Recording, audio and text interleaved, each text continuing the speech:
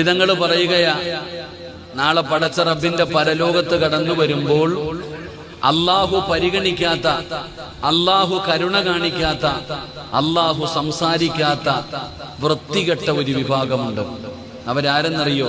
നമ്മൾ വിചാരിക്കും കള്ളു കുടിക്കുന്നവരായിരിക്കും, അല്ലെങ്കിൽ നിസ്കരിക്കാത്തവനായിരിക്കും, അല്ലെങ്കിൽ പരിശുദ്ധിന് നടക്കുന്നവനായിരിക്കും, അല്ലെങ്കിൽ ശിർക്ക് ചെയ്ത് നടക്കുന്നവനായിരിക്കും. നമ്മൾ അങ്ങനെയുള്ളവരെയാ കാണുന്നത്. എങ്കിൽ അവരല്ല.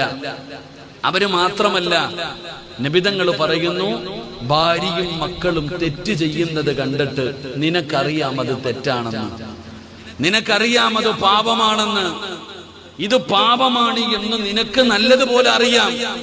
എന്നിട്ടും നിന്റെ ഭാര്യയും മക്കളും ചെയ്യുമ്പോൾ നീ അത് തിരുത്തി കൊടുത്തില്ലെങ്കിൽ അള്ളാഹു നിങ്ങളെ വെറുതെ വിടത്തില്ല എന്ന് ആദരവായ പ്രവാചകൻ നബി മുഹമ്മദ് മുസ്തഫ സല്ലല്ലാഹു അലൈഹി വസല്ലമ തങ്ങൾ പറയുമ്പോൾ ഈ ഇരിക്കുന്നതിൽ